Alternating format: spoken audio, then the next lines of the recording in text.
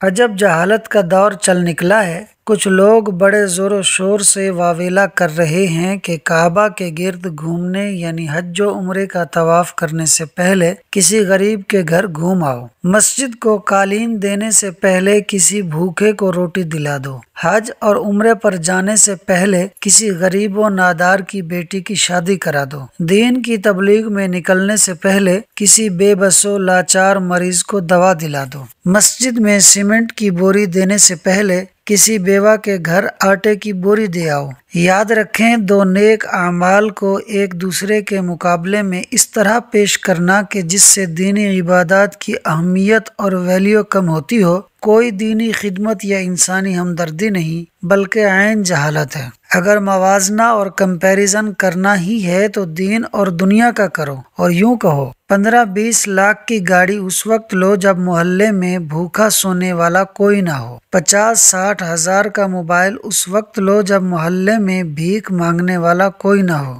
ہر کمرے میں اے سی اس وقت لگواؤ جب گرمی میں بغیر پنکھے کے سونے والا کوئی نہ ہو، برانڈڈ کپڑے اس وقت خریدو جب سڑک پر پھٹے پرانے کپڑے پہننے والا کوئی نہ ہو۔ یہ کروڑوں روپے کی گاڑیاں، لاکھوں روپے کے موبائل فونز اور ہزاروں کے کھلونے خریدتے وقت ان نام نہاد دانشوروں اور عقل مندوں کو زحمت گوارا کیوں نہیں ہوتی؟ آخر یہ چڑ اور تکلیف کعبۃ اللہ شریف سے، مسلمانوں کی عبادت گاہ مسجد سے اور فرض و واجب حج و عمرے اور دین کی تبلیغ ہی سے کیوں ہے؟ ان دنیاوی ضروریات کو دینی فرائض کے مقابلے میں ذکر کر کے دینی فرائض سے غفلت کا درس دینے والے، دین سے دور کرنے والے یہ جاہل لوگ جب اپنی شادیوں پر لڑکیاں نچاتے ہیں تب ان کو کیوں یاد نہیں ہوتا کہ یہ بھی کسی کی بیٹیاں اور بہنیں ہیں؟ ہزاروں آرام دینے والی چیزیں خریدتے وقت ان کو غریب کی بن بیاہی بیٹیاں نظر کیوں نہیں آتی؟ ایک بار ضرور سوچیں کہ کیا انسانیت کی خاطر غیر ضروری دنیاوی کام چھوڑ دینا زیادہ افضل اور بہتر ہے